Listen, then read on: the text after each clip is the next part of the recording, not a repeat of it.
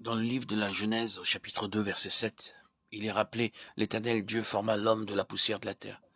Il souffla dans ses narines un souffle de vie, et l'homme devint un être vivant. L'homme a d'abord été tiré de la terre, et selon le second livre des Chroniques, au chapitre 4, verset 17, il nous est rappelé que le roi fit fondre l'airain dans la plaine du Jourdain, dans un sol argileux. L'airain nous parle du jugement. Dans le tabernacle, l'autel était d'airain. Cet airain était fondu dans un sol argileux, ce qui montre que l'homme de la terre est jugé. Le corps de l'homme a été tiré de la terre, puis Dieu a soufflé dans ses narines un souffle de vie, qui est son esprit. Selon le livre de Job, chapitre 32, verset 8, en réalité, dans l'homme, c'est l'esprit, le souffle du Tout-Puissant qui donne intelligence. Dans le livre de Zacharie, chapitre 12, verset 1, ainsi parle l'Éternel, qui a formé l'esprit de l'homme au-dedans de lui. Ce souffle est donc l'esprit de l'homme. L'esprit se compose de trois parties. L'intuition, qui est l'intelligence spirituelle. C'est par le canal de notre intuition que nous connaîtrons les pensées de Dieu. La conscience, qui est l'organe moral de l'esprit. L'adoration et la communion. D'après Genèse 2,7, quand Dieu souffla ce souffle de vie, c'est alors que l'homme devint une âme vivante.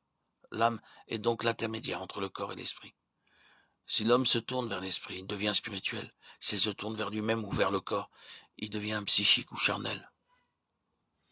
Notre âme a trois fonctions. L'intelligence pour apprendre à connaître, la volonté par laquelle nous faisons nos choix, les émotions, les sentiments par lesquels nous pouvons aimer ou ne pas aimer. Dieu a constitué l'homme de manière à ce qu'il soit son collaborateur. Il lui a donné un esprit pour qu'il puisse le connaître et travailler avec lui. Dieu fit pousser les arbres dont les fruits étaient agréables à voir et bons à manger, et l'arbre de la vie bien en vue au milieu du jardin. L'homme pouvait choisir.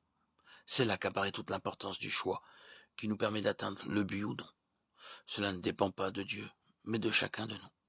Dieu a tout prévu, mais le choix nous appartient. Notre position doit être claire et précise. Nous devons être au centre de la pensée et de la volonté de Dieu. Beaucoup de chrétiens ont échoué après avoir bien commencé, parce qu'ils n'ont pas persévéré jusqu'au bout. Dieu a un dessein, une intention à l'égard de l'homme. C'est pourquoi il l'a mis à l'épreuve alors qu'il aurait pu lui accorder la vie éternelle dès l'origine. Quand Dieu créa l'homme, il était sans défaut, mais il avait une vie naturelle. Il n'était pas parfait, car le but de Dieu n'était pas encore atteint. Il serait devenu parfait en recevant la vie éternelle, et Dieu avait entrepris son éducation afin de faire de lui un fils. Il a donc été testé, mis à l'épreuve. C'est ce qui fait l'objet du chapitre 3 du livre de la Genèse, versets 1 à 7.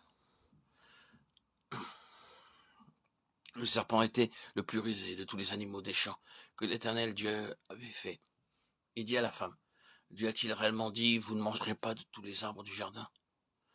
La femme répondit au serpent: nous mangeons du fruit des arbres du jardin. Mais quant au fruit de l'arbre qui est au milieu du jardin, Dieu a dit: vous n'en mangerez point et vous n'y toucherez point, de peur que vous ne mouriez. Alors le serpent dit à la femme: vous ne mourrez point, mais Dieu sait que le jour vos yeux s'ouvriront, et quand vous serez comme des dieux, connaissant le bien et le mal. La femme vit que l'arbre était bon à manger et agréable à la vue, et qu'il était précieux pour ouvrir l'intelligence. Elle prit de son fruit et en mangea. Elle en donna aussi à son mari qui était auprès d'elle, et il en mangea. Trois choses sont clairement exprimées dans ce passage. Tout d'abord, comment Satan a-t-il agi? Il a commencé par une question: Dieu a-t-il réellement dit? En es-tu sûr? Cela avait pour but d'introduire le doute. C'est ainsi que le doute fut introduit dans notre constitution.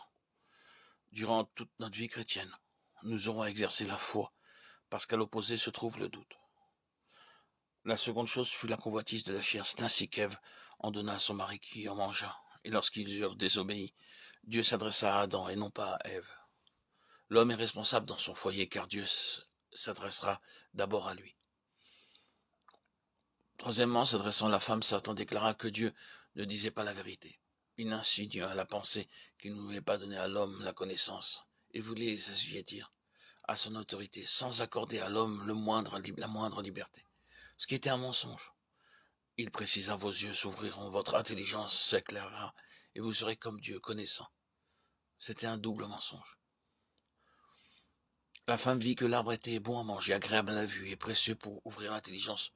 Trois choses sont précisées comme Jean le rappelle dans sa première épître, chapitre 2. Les besoins du corps, la convoitise des yeux, l'orgueil de la vie. Ainsi, Adam et Ève tombèrent au pouvoir de Satan. On ne mesurera jamais assez la profondeur du mal et les conséquences du péché et de la chute dans l'homme. Lorsque nous naissons de nouveau après avoir reçu le pardon de nos péchés et la vie éternelle, nous sommes encore incapables de travailler avec Dieu. C'est un drame, une tragédie liée à l'âme de l'homme. Il y a ce que l'on peut appeler le syndrome de la chute.